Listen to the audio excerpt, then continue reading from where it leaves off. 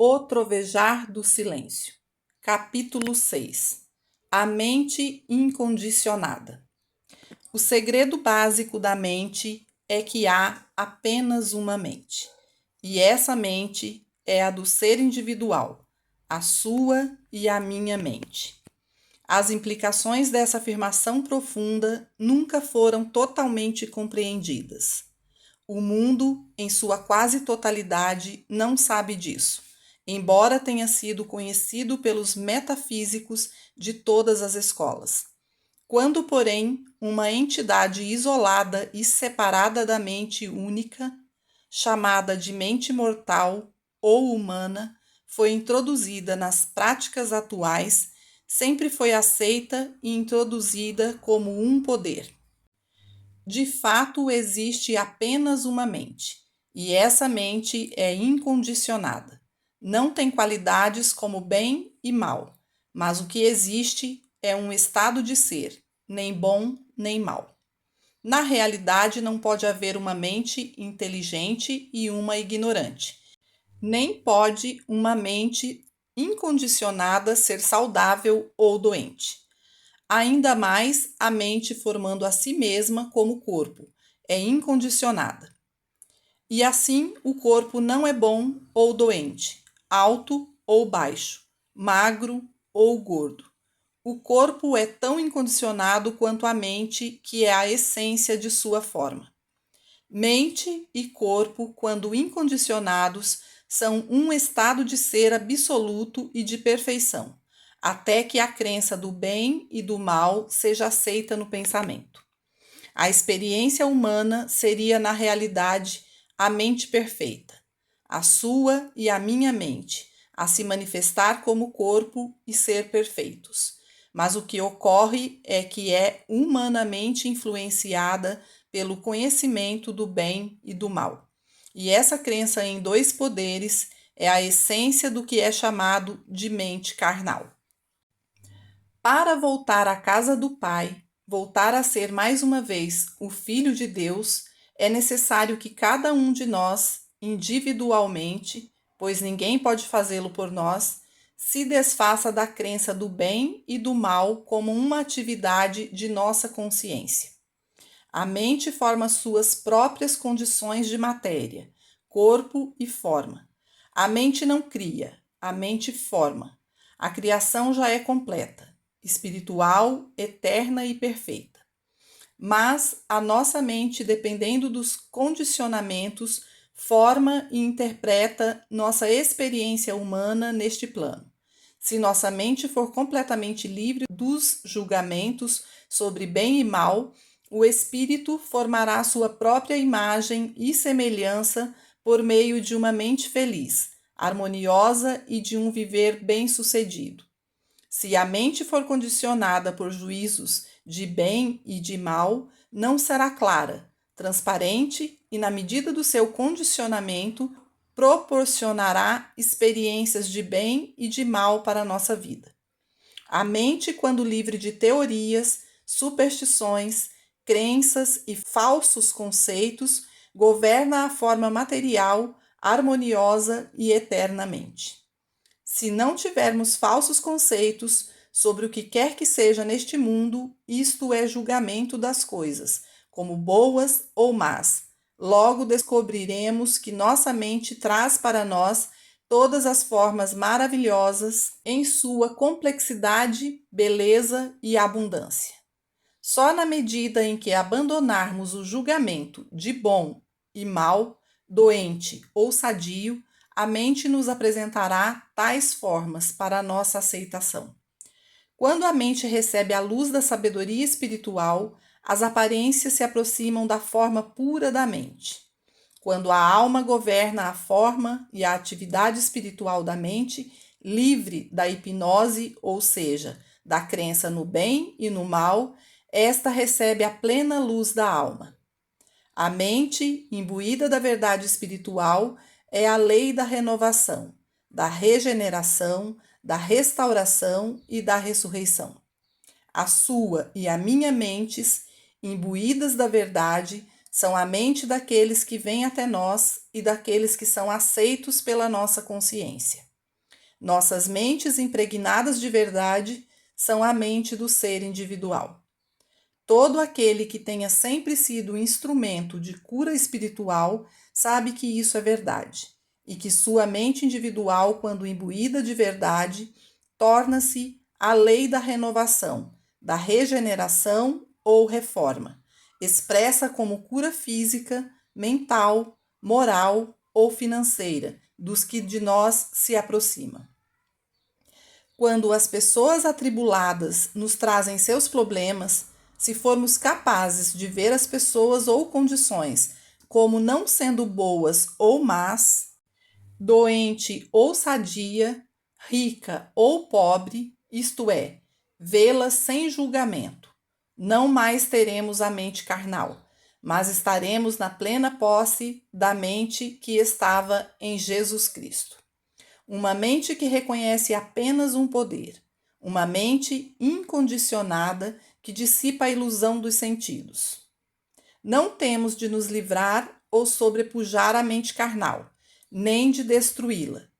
Temos só de compreender que nossa mente é um instrumento perfeito da alma, e isso nos acontece quando preenchemos a nossa mente de graça e verdade espirituais.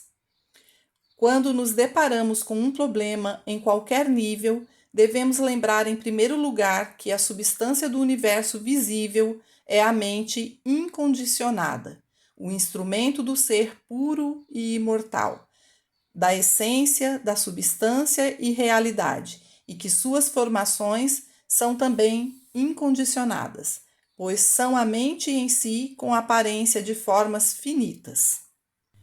A mente sem condicionamentos, não tendo as qualidades de bem e mal, é a substância de tudo o que é visível, e tudo o que há é tão incondicionado quanto a mente que é a sua base. Se isso não fosse verdade, seria impossível para o nosso estado de consciência produzir mudanças no chamado universo material.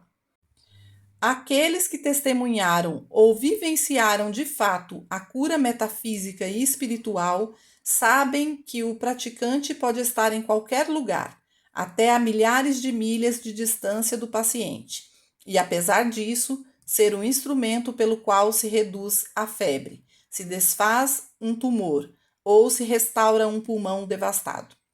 Isso ocorre porque quando o praticante atingiu a quietude suficiente da mente para tornar-se transparente a Deus, as condições do corpo mudam.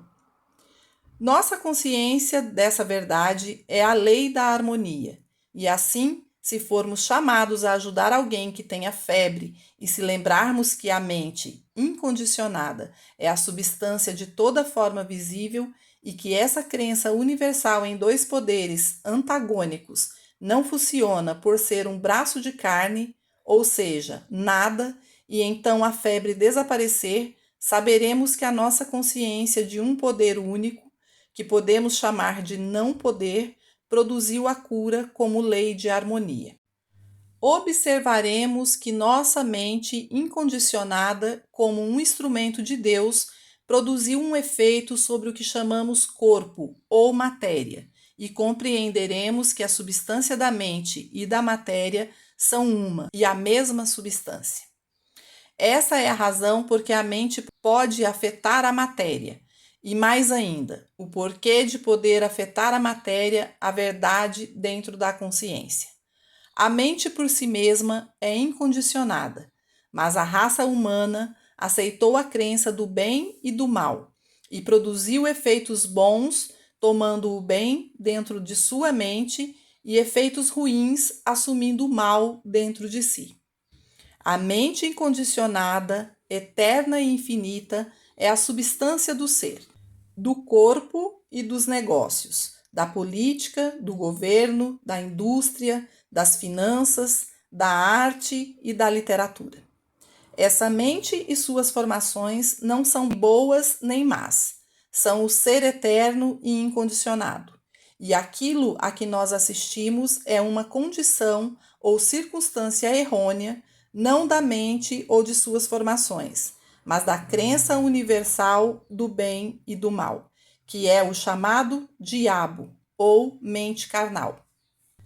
Contudo, não existe de fato tal coisa que chamamos de mente carnal, porque só há uma mente, e que é incondicionada.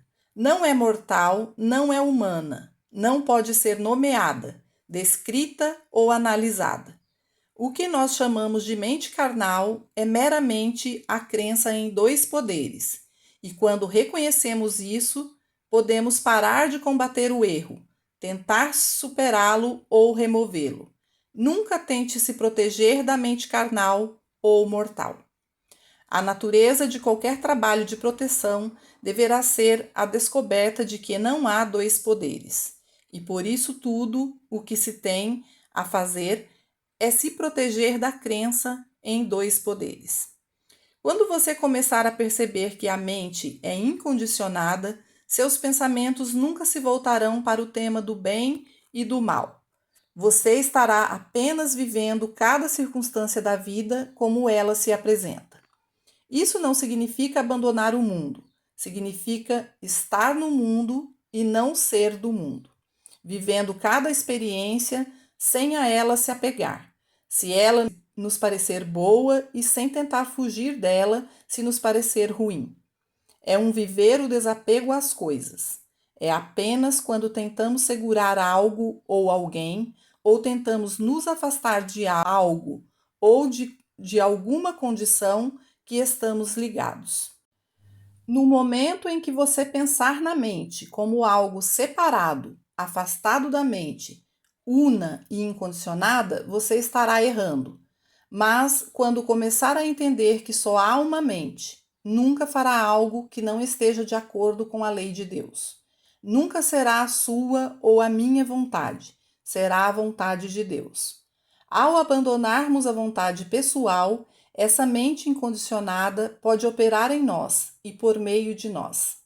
O tanto que condicionarmos nossa mente com as crenças no bem e no mal é o quanto traremos de bem e de mal na proporção de nossa crença. Assim como o homem se torna convencido em seu coração, assim será com ele. É tudo uma questão de condicionamento, e você pode condicionar a si mesmo para o bem ou para o mal. Quando, porém, deixar o reino dos condicionamentos, você estará no reino daquela mente em que estava também Jesus Cristo. Em todas as curas que Jesus realizou durante seu ministério, foi a vontade do Pai que se realizou por intermédio dele, e ele sabia que não era sua mente, e sim a mente do Pai. Era a mente incondicionada. Desse modo, pôde ele dizer ao cego: abra seus olhos. Ele pôde dizer ao estropiado: o que te segura? Noutras palavras, não havia condicionamento em sua consciência. Havia só uma mente incondicionada que não é nem saudável nem doentia, nem rica nem pobre. Isso é a verdade, mas só será verdadeiro para você se o aplicar a todas as aparências com que se deparar. Na rua, em casa, na escola, na fazenda ou no mercado, tendo sempre em vista a verdade de que a mente incondicionada se manifesta como efeitos incondicionados. A sabedoria espiritual pode ser tornada tangível, ela pode frutificar em nossa experiência terrena, mas não poderá fazer isso se não nos tornarmos conscientes dela.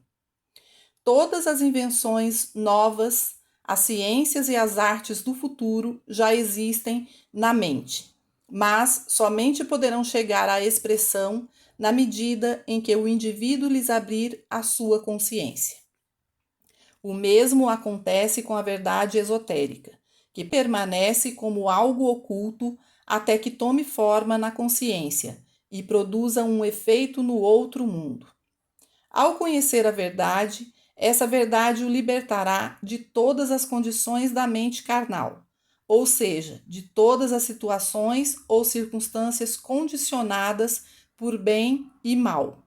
Toda parcela de verdade conhecida o ajudará a se livrar de alguma fase de bem ou de mal, até que você atinja a plenitude da luz espiritual, quando então o espírito se expressará pelos instrumentos da mente incondicionada, como seu corpo, seu ser, negócios, casa e relações. Mas, antes que isso possa acontecer, é necessária uma preparação, durante a qual nós permaneceremos na palavra e deixaremos a palavra permanecer em nós. Durante a preparação, habitamos conscientemente na palavra. Contudo, após a experiência da iluminação, a vida é vivida sem esforço, sem causar cuidados. A vida é incondicionada. Não há tal coisa como uma nova vida ou uma vida velha, nem a vida doente ou saudável. Não tente condicionar a vida. Não tente fazê-la boa ou má. Não tente tê-la melhor ou pior, mais curta ou mais longa, pois isso não existe. Se não aceitarmos a crença do bem e do mal, nossa vida será um viver incondicionado, puro espiritual. O tentador, a crença no bem e no mal, está diante de nós como esteve diante de Adão e de Eva. Só que agora nós compreendemos que a vida e a mente são incondicionadas e respondemos ao tentador, como Jesus fez. Vá de retro, Satã. Não aceito condicionamento em minha vida. Minha mente, minha vida, alma e corpo são incondicionados, sem grilhões, livres. Não conhecem nem bem nem mal, mas conhecem apenas o ser divino, o puro espírito, a pura alma, a pura vida. Capítulo 7. Uma rosa é uma rosa. É uma rosa, é uma rosa. Ninguém pode se libertar da crença em dois poderes e fazer seu retorno ao Éden enquanto não quiser abandonar seus julgamentos humanos e olhar para o mundo por meio de uma mente não condicionada. A prática de não ver nem bem nem mal pode começar no exato momento em que um objeto cair sob o seu olhar, ou você se defrontar com qualquer pessoa. Contudo, em muitos casos, é mais simples começar a prática com objetos ou pessoas com os quais não esteja envolvido emocionalmente. A prática pode começar com um buquê de flores, com que você tenha sido presenteado.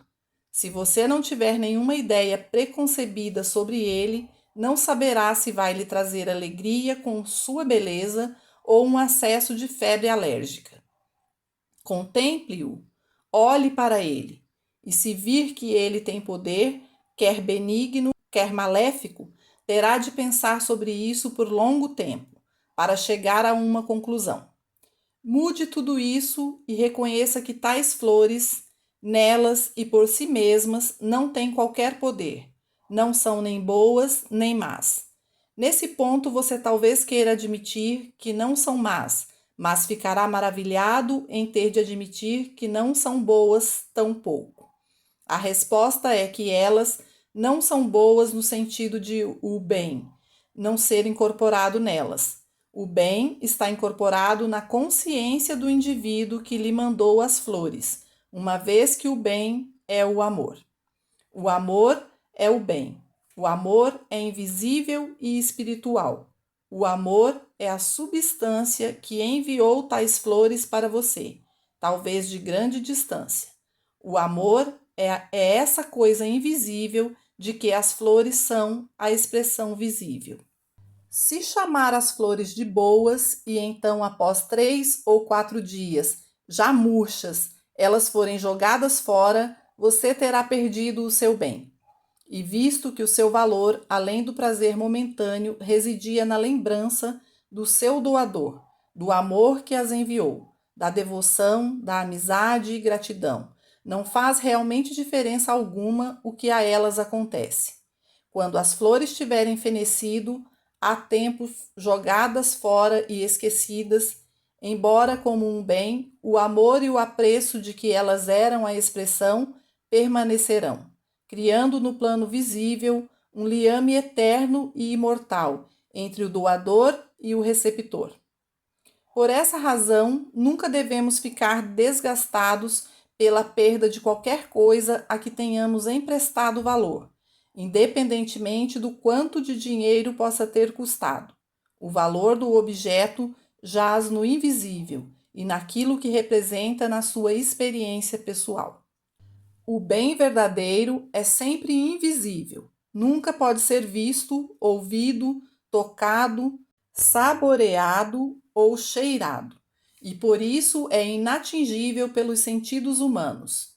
Aquelas flores à sua frente são apenas flores, bonitas sim, agradáveis ao olhar, coloridas e fragrantes. Mas quem disse que o são? Quem disse que são coloridas e cheirosas? Pergunte a si mesmo: elas são bonitas? Esperem então até começar a perceber que não havia registro de cor até que essas vibrações tocassem meus olhos e que minha mente as interpretasse e eu soubesse então que as flores são amarelas. Não há beleza ou fragrância até que minha mente decodifique tais vibrações como beleza, cor e perfume. Ao ponderar assim, você achará que mesmo a forma das flores não é bonita por si mesmo, mas o é por causa da sua interpretação. E ao contemplá-las, já convencido de que não são nem bonitas nem feias, de repente no vazio que se criou, lhe virá a percepção do que está olhando, e achará que é muito mais que um vaso de flores, e será levado a esta conclusão: rosas, vocês não são nada. Usando minha mente incondicionada como instrumento, eu criei vocês à minha imagem e semelhança. Eu lhes dei a cor e a forma, a beleza e o perfume.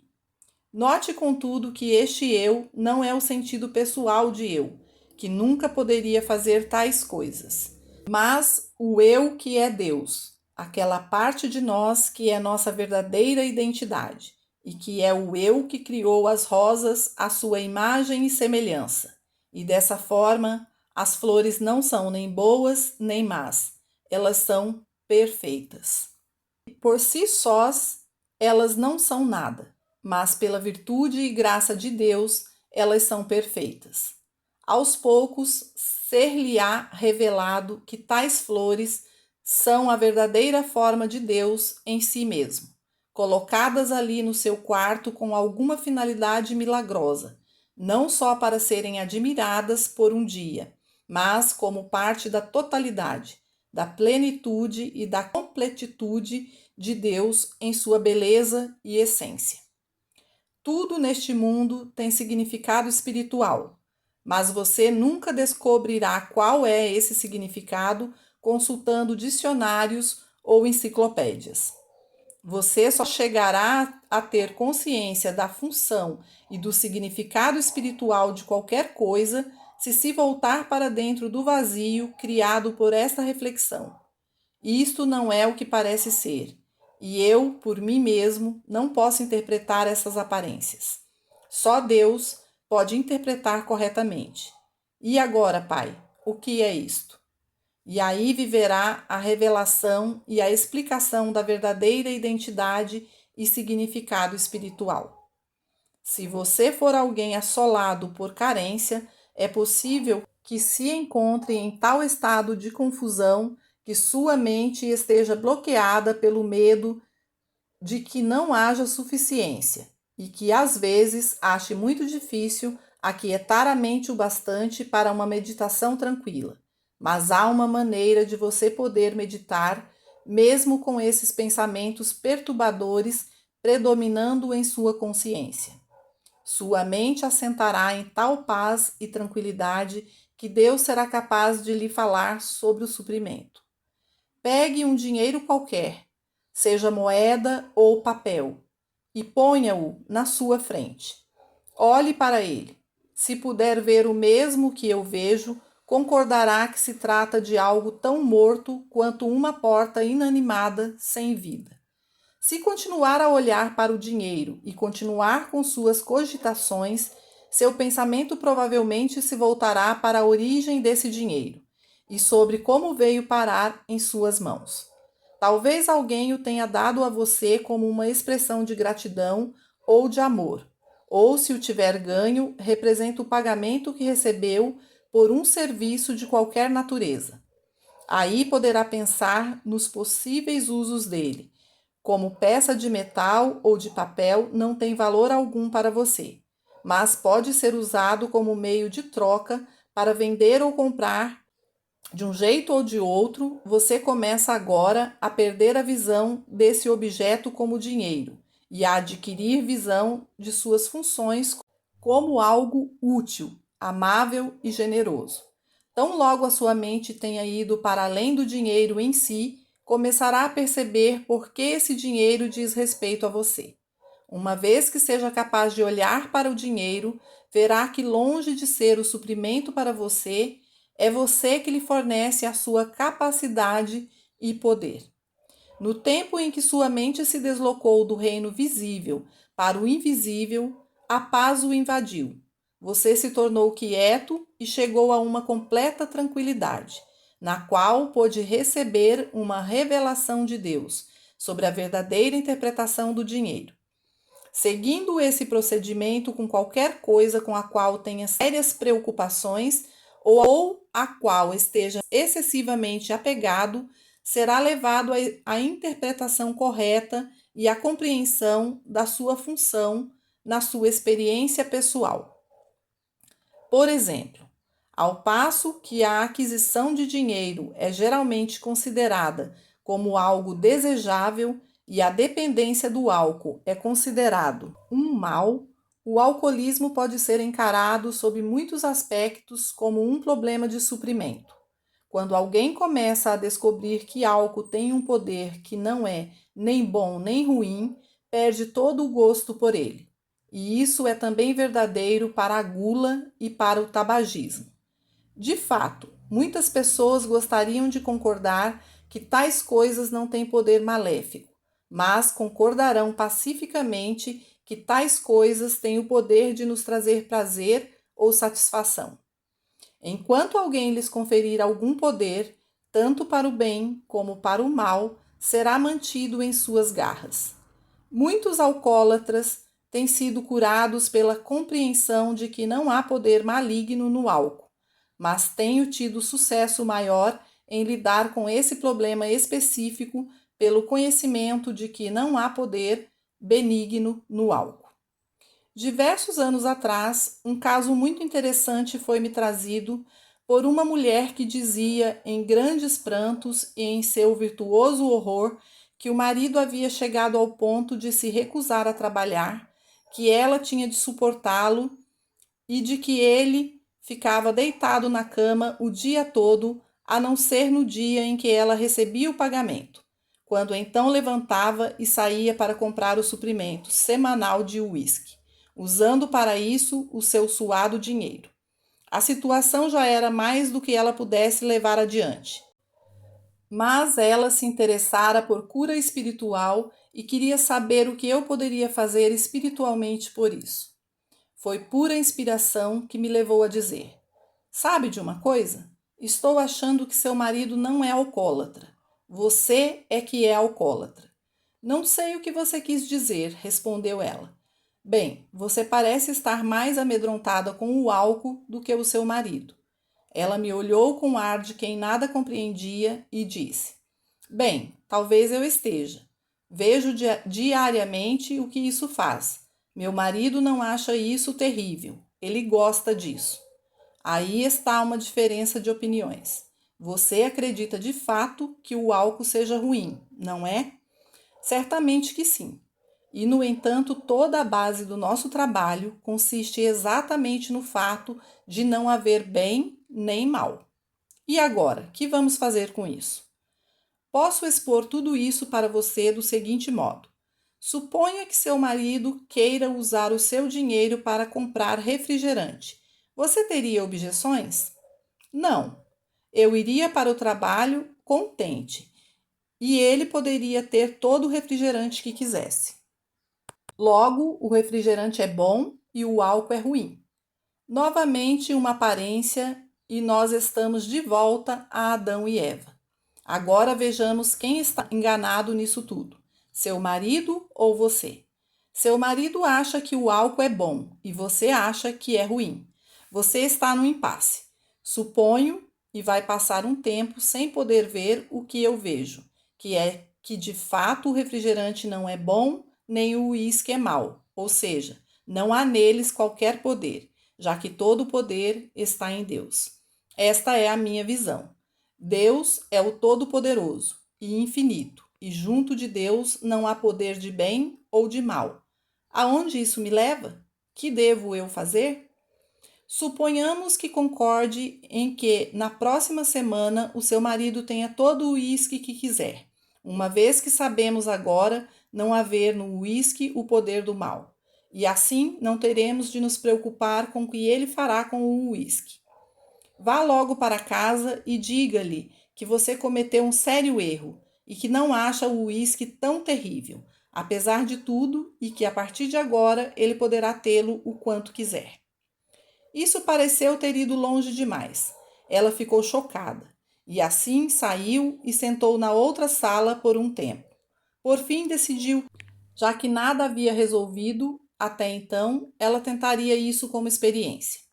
Quando entrou novamente no meu escritório, disse: Bem, desse jeito não irei a parte alguma. Não posso fazer com que fique pior do que está. E assim eu o farei. Mas é uma coisa difícil que está me pedindo. Tente e verá. Ela voltou para casa, esperou o momento oportuno e, quando o marido quis a mencionada bebida, disse: Oh, sim, certamente, aqui está. E ele a olhou surpreso, mas não fez nenhum comentário, até uns poucos dias depois, quando foi se queixar com ela. Você sabe, não é bebendo que sacia. Estão fazendo de novo o uísque do tempo da guerra, e não há nele vigor, não tem efeito, não tem poder para saciar. E foi como se livrou por fim. Ele não podia mais beber, pois não mais lhe proporcionava a satisfação de antes. Pela minha observação, acredito que a maioria dos alcoólatras sofra desse mal, não tanto por achar que a sua autoindulgência seja um mal, mas porque pensam que disso derive algum bem, isto é, algum prazer. Com a descoberta de que o álcool não é bom, desaparece o gosto por ele. Observe isso com cuidado. Não cometa o erro metafísico de declarar que o álcool não é um poder, embora acreditando que o bem o seja. Seja sagaz em reconhecer que não há poder fora de Deus. Não cometa o erro de temer ou venerar qualquer criatura, quer em forma física, quer em forma de pensamento. Não a tema, nem a glorifique. Glorifique o Criador de todas as formas, e quando o fizer, você não terá o poder do bem ou do mal, mas terá apenas o poder de Deus. E por um breve instante estará de volta ao Éden, aonde não há nenhum problema, aonde não há nenhuma força ou poder agindo sobre você, positiva ou negativamente, onde está apenas suspenso numa atmosfera de paz. Você poderá jogar fora todas as preocupações e nunca mais ter uma noite insone. Se puder, ao terminar este livro, ter a convicção de que não há nenhuma coisa boa ou má em si mesma. Nesse estado de consciência, não haverá nada para preocupá-lo ou para mantê-lo acordado, nem nada de que se regozijar. É verdade que, vivendo desse modo, perderá algumas das emoções e excitações da vida humana. Isso não significa, contudo, que não deva continuar a se regozijar com as flores, ou com a música e com tudo o que há de belo no mundo. A única diferença é que você não se tornará excessivamente exaltado com isso. Você será mais que recompensado por essa perda de excitação, pela perda das preocupações que experimentará.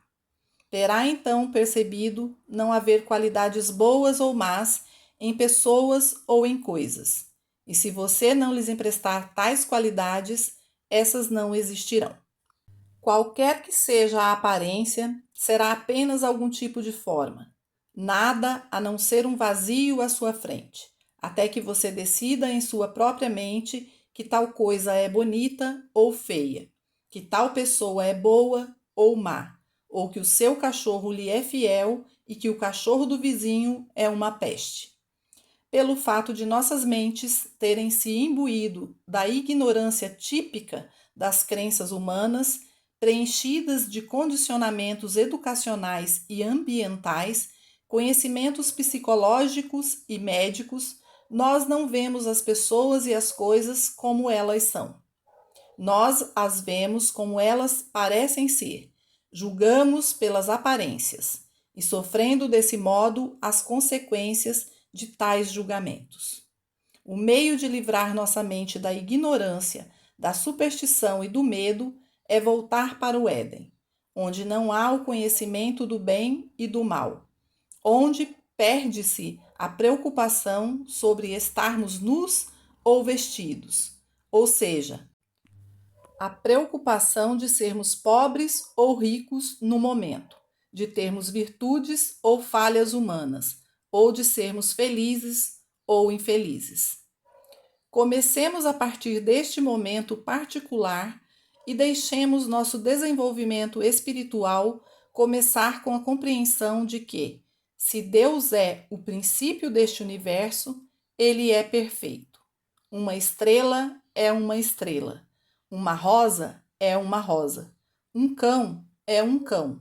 E uma lua é uma lua. Não nos permitamos chamá-los de bons ou de maus. Chamemo-os com os seus nomes: estrela, rosa, cão, lua, e acharemos a revelação divina de suas naturezas, seu lugar certo e funções que desempenham em nossas vidas. Tudo o que há no universo emanou de Deus, mas o homem se desdobrou em muitas invenções. O homem virou e distorceu a realidade espiritual da criação de Deus para fins destrutivos, e até a glória do átomo tornou-se o horror da bomba atômica. O homem fez isso, não Deus. Deus deu-nos os princípios que nos capacitaram a voar pelo ar, mas o homem utilizou esses princípios como instrumentos de devastação. E na medida de sua distorção mental das ideias de bem e de mal, as bênçãos das ideias vindas de Deus tornam-se o túmulo para milhões de pessoas. Contudo, quando não há traços de bem ou intenções de mal em nossa mente, essa mente não condicionada torna-se um instrumento por meio do qual vertem esses princípios em toda a sua pureza, harmonia e perfeição. Na medida em que mantemos nossa mente livre de julgamentos, ela funciona sem preconceitos. E assim, quando os princípios da vida vêm a se expressar, fazem-nos como o fizeram por meio de Einstein, como uma pura lei. De modo semelhante, quando o espírito permeia a mente dos praticantes compreensivos, estes assentam em silêncio, sem julgamentos, sem tentar se livrar de uma doença, não tentando superar o pecado e não tentando destruir o medo, mas apenas sentando no vazio da graça de Deus. A verdade os atravessa em sua pureza, e o paciente diz: sinto-me melhor, ou eu fui curado. O que a humanidade criou e perpetua foi o par de opostos. A crença de que as flores são boas e a erva daninha é má, de que o pinta-roxo é bom e os insetos na roseira são maus. Se, contudo, não nos iludirmos sobre a aparência tanto boa como má, que não passa de um velho clichê metafísico, não julgando mal, mas reconhecendo que tudo que existe é pura alma se expressando, de modos infinitos. Quem sabe até os insetos da roseira achem o seu lugar correto, onde possam ter uma função não destrutiva. Mesmo as chamadas pessoas más do mundo começam a servir a bons propósitos, induzidas ou espontaneamente. Aproxima-se um tempo em que o mal não mais achará como se manifestar em pessoas, pensamentos ou coisas.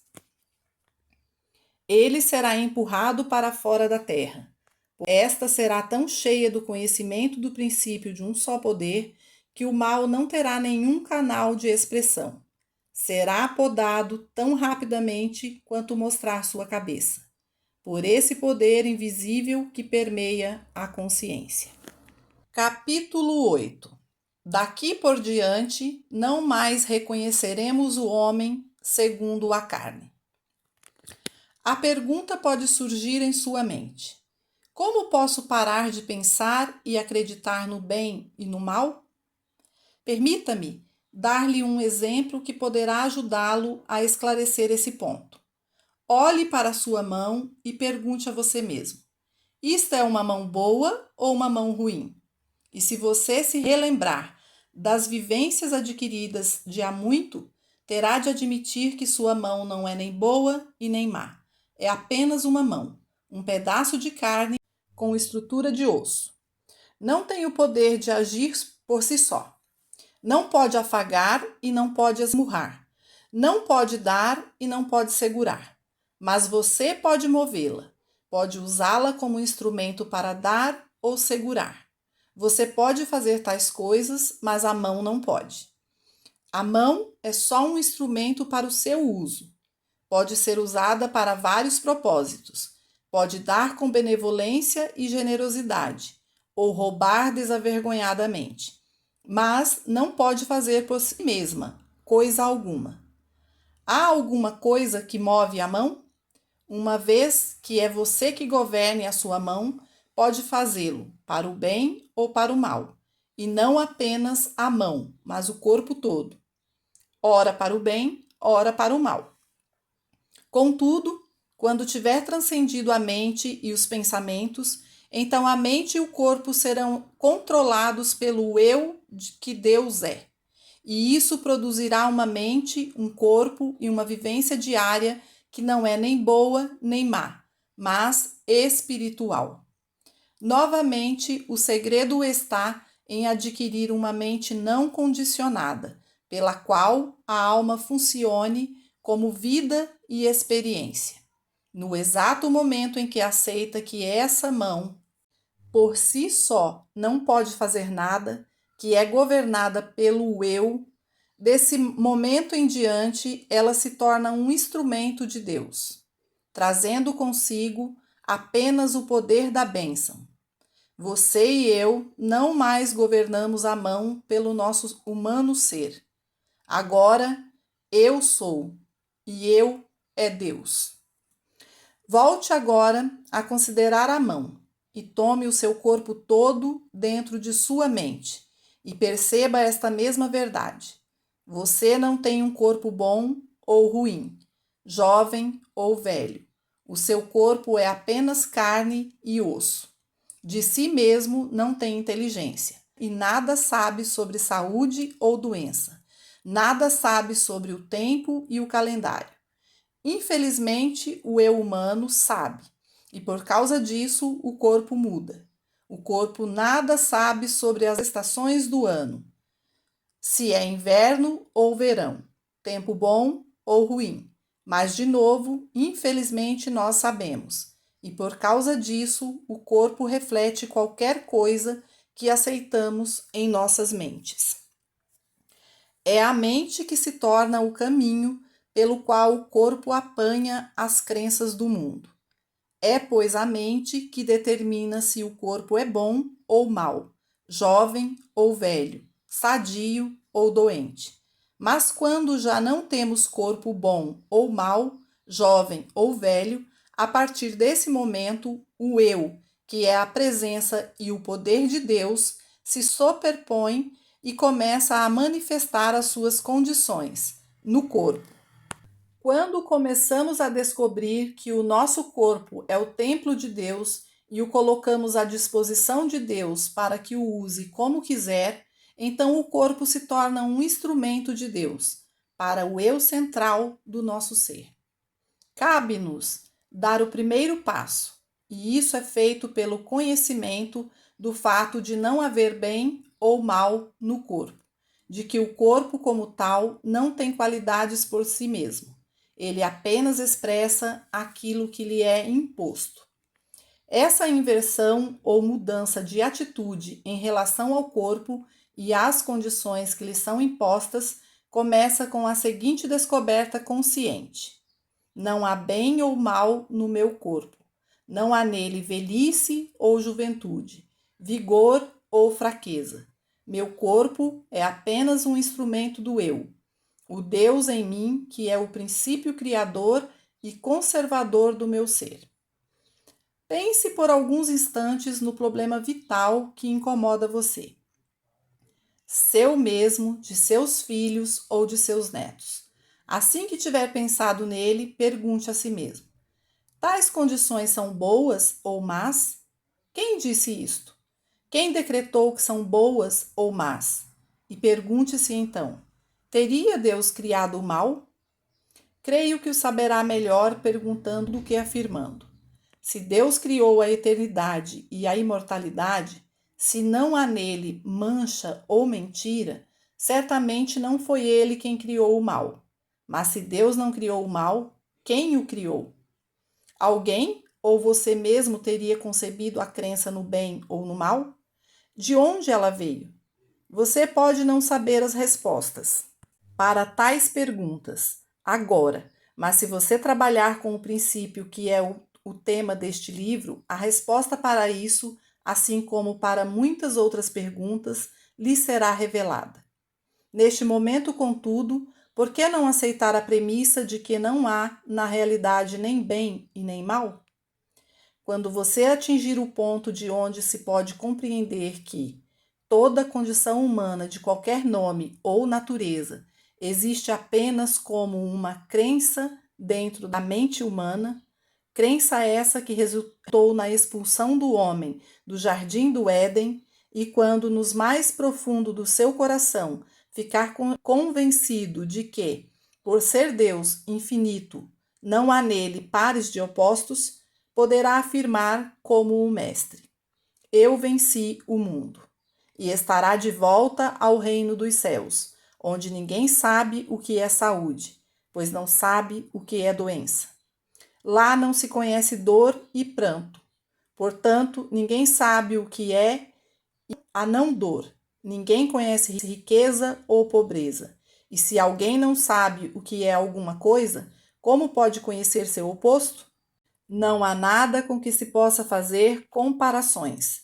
Apenas a Deus. Só o ser espiritual, a perfeição. Quando abordamos um trabalho de cura, não devemos ter na mente a ideia de um mal a ser removido ou superado. Contudo, por restar muito de humano na maioria de nós, reconheceremos que o que está à nossa frente é a aparência do mal em forma de pecado, doença, morte, perda ou limitações. E enquanto nos defrontarmos com essas aparências, não poderemos ser radicais e, como uma ostra, ignorá-las, repetindo sempre: Deus é tudo, não há erros. Isso é loucura e não é prático. Nós não devemos fazer isso. Devemos deixar que Deus diga isso para nós. E quando ouvirmos a pequena voz silenciosa ou percebermos que se agita dentro de nós, saberemos com certeza que qualquer aparência de pecado, doença, morte, perda ou limitação à nossa frente desvanecerá. Não pense, porém, que você humanamente possa ser algum dia tão sábio para realizar isso. Por sabermos as palavras e podermos dizer silenciosamente ou audivelmente: não há nem bem nem mal, não pense que tal repetição vá fazer milagres na sua vida, pois não os fará. Você tem de vivenciar essa verdade, até que transborde de você. Tem de prová-la mais e mais dentro de você mesmo. E mais ainda, não esqueça que se for tentado a dizer isso para quem quer que seja, antes que se torne tão evidente, transbordante como se o mundo visse isso em você, perderá o que recebeu. E o que é pior, poderá perder até a possibilidade de demonstrar isso nesta encarnação. Ninguém pode desperdiçar a palavra de Deus. Ninguém pode dela se gabar, jogar com ela e pensar que possa conservá-la consigo. Você apenas pode provar esse princípio na medida em que o abraçar fortemente dentro de você, mantendo-o sagrado, mantendo-o secreto, mas usando-o. Use-o a qualquer hora, com qualquer parcela de erro com que se deparar, nos jornais, no rádio, na sua família, na rua, em qualquer momento e lugar em que se defrontar com o erro. Volte-se para dentro e pergunte-se: poderá isso me fazer acreditar no bem ou no mal? Poderá fazer-me aceitar dois poderes? Se puder fazer isso, abster-se de aceitar ou julgar pelas aparências, não será tentado a sanar alguma coisa ou alguém, mas ficará dentro de si mesmo e fará o julgamento correto, estando dentro do jardim do Éden. E representa o seu domínio espiritual, o seu estado de harmonia divina.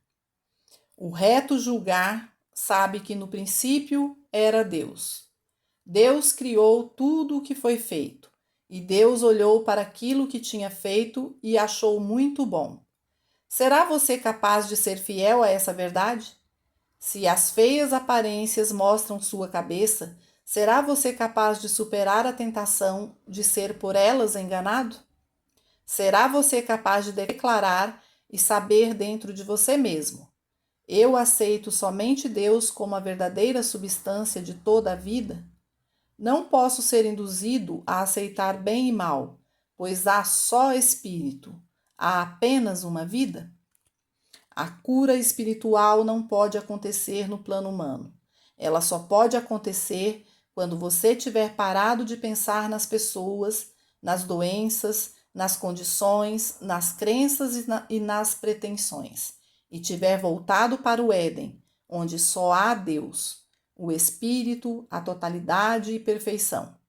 Ninguém pode mesmo ser um curador espiritual que trabalhe a partir dos efeitos ou que ore a partir da tentativa de corrigir algo do mundo de Adão, pois, se isso viesse a ocorrer, ele só teria trocado um sonho desagradável por outro sonho agradável.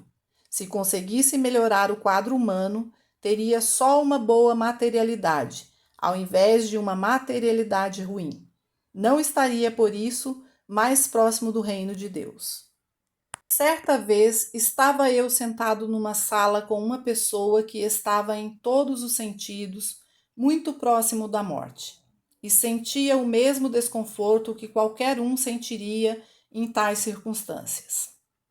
Percebera eu que não havia nada que pudesse fazer para evitar o passamento. Eu não tinha dons ou palavras milagrosas que pudessem impedir o que parecia inevitável. Teria de vir algo das profundezas internas, ou iríamos ter um funeral. Tudo o que pude fazer foi me voltar para dentro, para a pequena voz silenciosa, e esperar, esperar, e por vezes suplicar e pedir. Finalmente veio logo, e as palavras foram estas: este é o meu filho bem-amado, no qual me compraze. Ninguém teria acreditado nisso se o tivesse visto.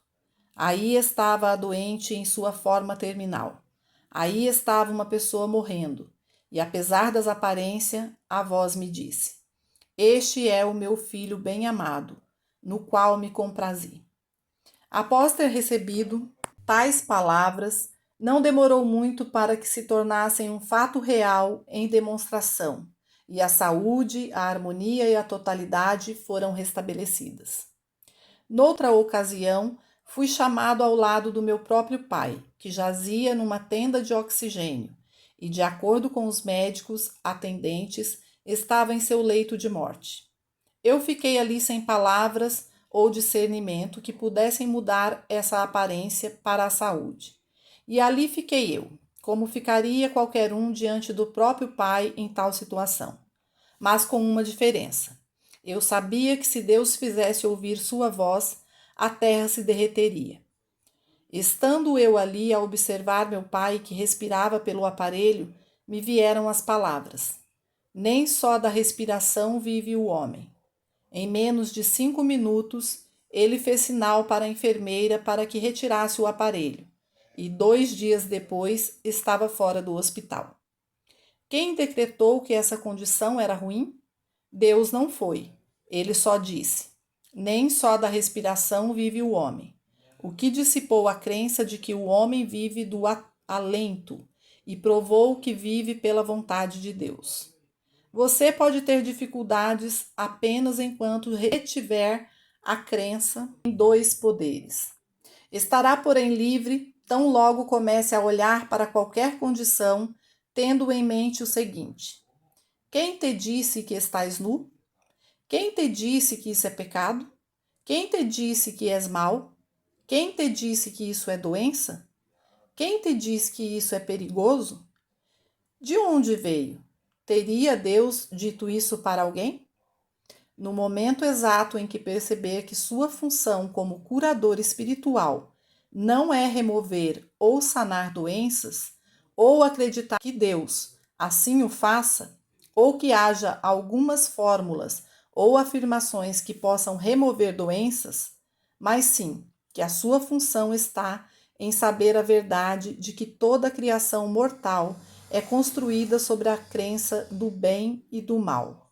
Você não saberá então nem de saúde nem de doença, nem de pobreza ou de riqueza, mas apenas de um contínuo transbordamento de harmonia espiritual. O Jardim do Éden. Você nunca será um curador espiritual enquanto acreditar que haja 2 poderes: o poder de Deus e o poder do pecado, da doença, ou então que haja poder na astrologia ou nas dietas.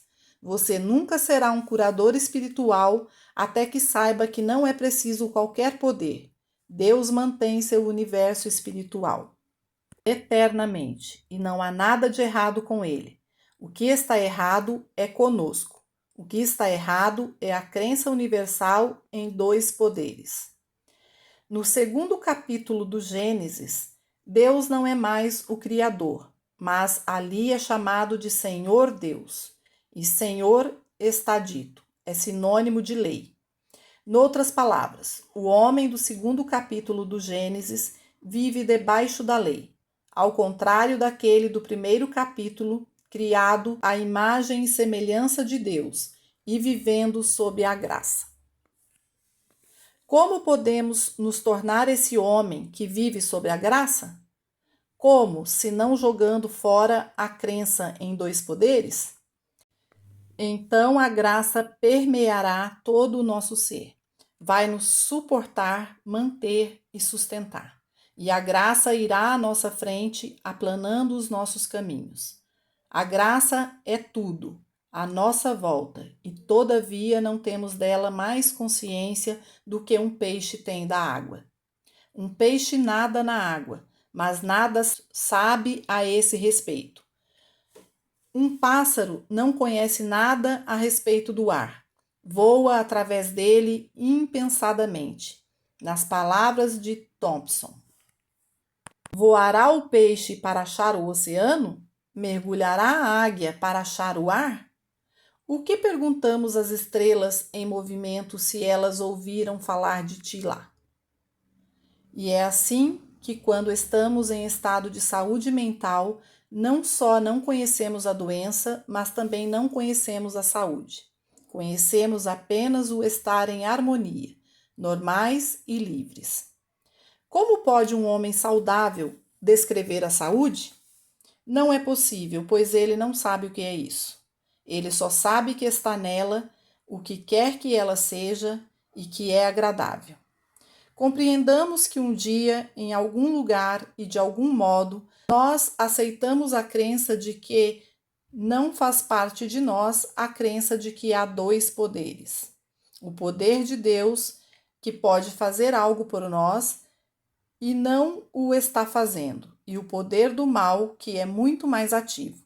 O poder de Deus está agora mesmo fazendo tudo o que pode e opera no estado edênico de consciência, para toda a criação espiritual, mas não pode operar no mundo de dois poderes. Essa é a razão pela qual, por mais éticos, bons e benevolentes que nós ou nossos vizinhos possamos ser, nós e eles estamos debaixo do pecado, da morte, de acidentes e guerras. E mais surge a pergunta: como podem existir tais coisas se há um Deus? E a resposta é estarrecedora. Há um Deus, sim, mas não no cenário humano. Não há Deus no segundo capítulo do Gênesis, mas sim um Senhor Deus, que é a lei de causa e efeito, a lei kármica. Quando subimos para além da lei kármica, a lei de karma, não estamos mais sob a lei, mas sob a graça. Em outras palavras, estamos vivendo como no primeiro capítulo do Gênesis, onde não existe tais coisas como o bem e o mal humanos. Aí não há pecado e não há pureza, só há Deus. Se tivermos algum problema, quer nosso, quer de qualquer pessoa da família, de um amigo, paciente ou discípulo, ou se alguém buscar em nós a harmonia por achar grande a nossa compreensão, deveremos praticar este princípio de nem bem nem mal em nossa meditação. Pai, aqui estou, esperando me comunicar com você. Mas com qual finalidade? Transformar o mal em bem? Se é isso, o que é necessário aqui? Você não o teria feito antes que eu lhe pedisse?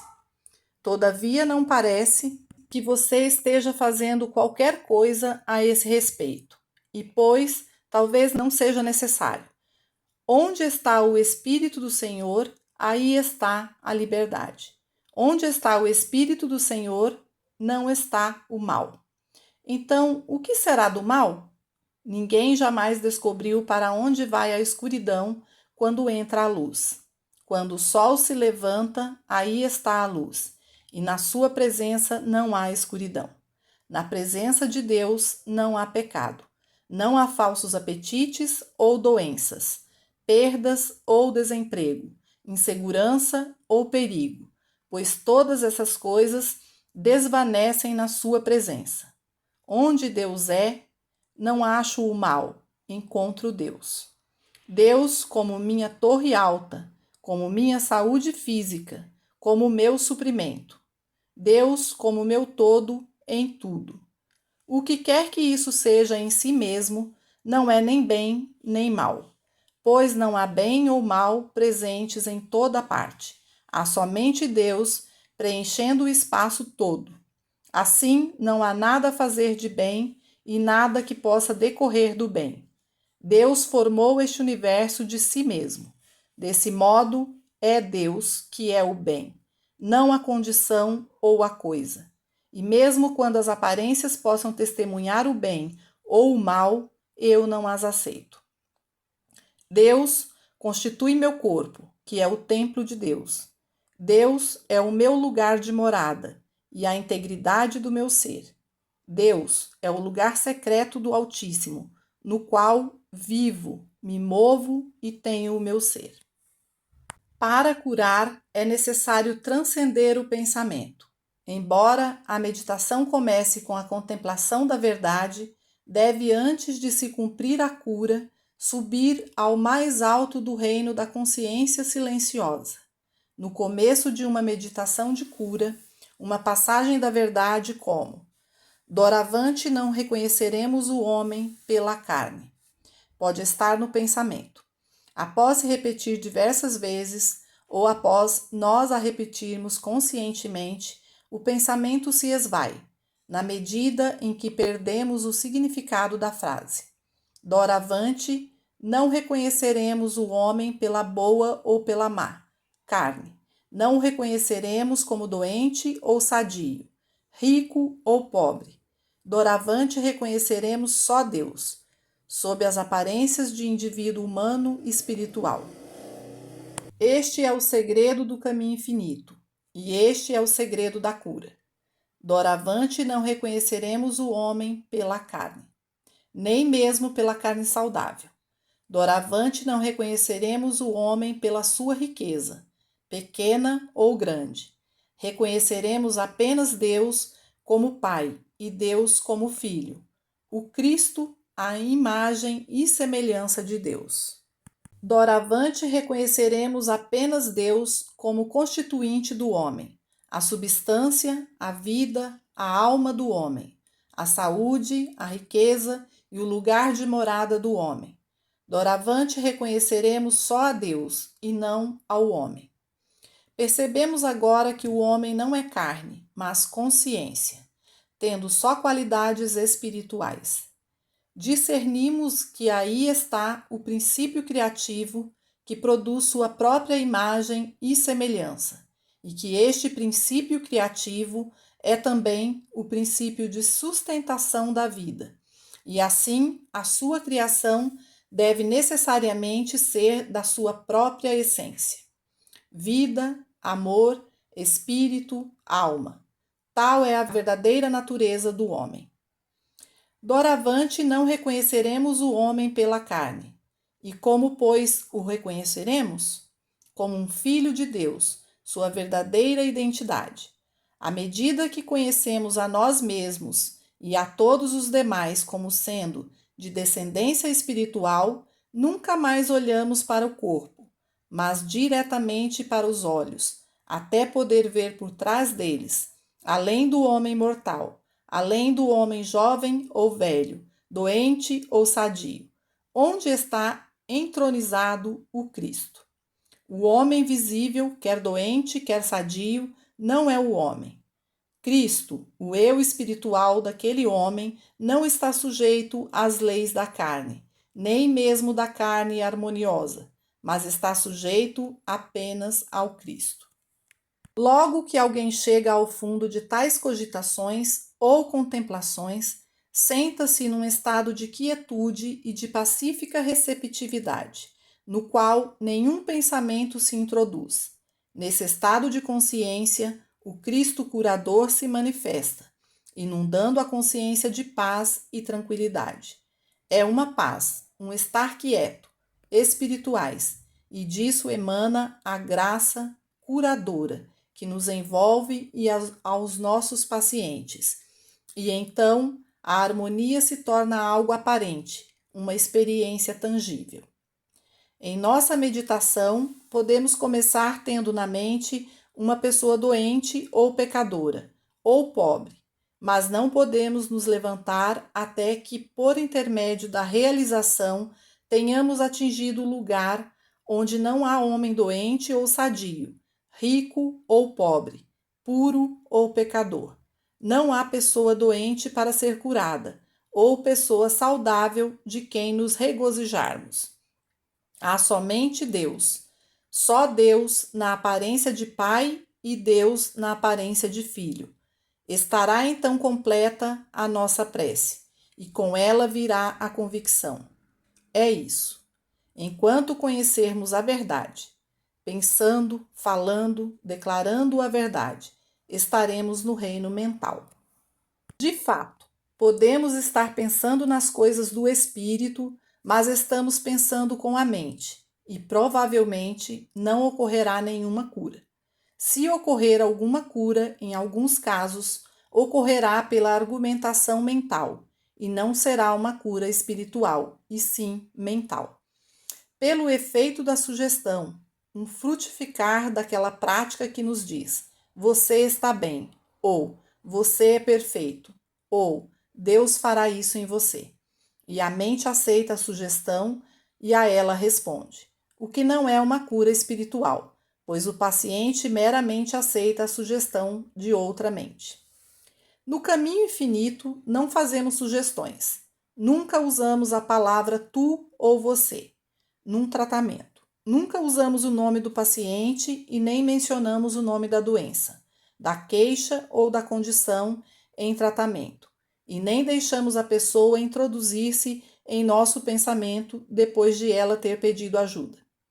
Quando estamos em contemplação, não focalizamos o paciente, e sim Deus e as coisas de Deus que conhecemos, ou as leis de Deus que compreendemos, ou de que tenhamos lido e tentamos agora realizar. Nós não esperamos a cura por qualquer coisa dessas, porque não podemos trazer à luz o Filho de Deus do segundo capítulo do Gênesis, de onde só sai Adão, o homem de carne. O único modo pelo qual esse homem de carne pode ser devolvido para o Éden é a sua harmonia espiritual normal. Não pensamento a respeito dela, mas entrando naquele estado de silêncio que não reconhece o bem e o mal. Quando não temos desejos, não temos mais desejos do bem do que do mal. E somos então puros o bastante para estar no jardim do Éden, que é sem desejos. Não é um estado de desejar o bem, mas de puro contentamento com o ser.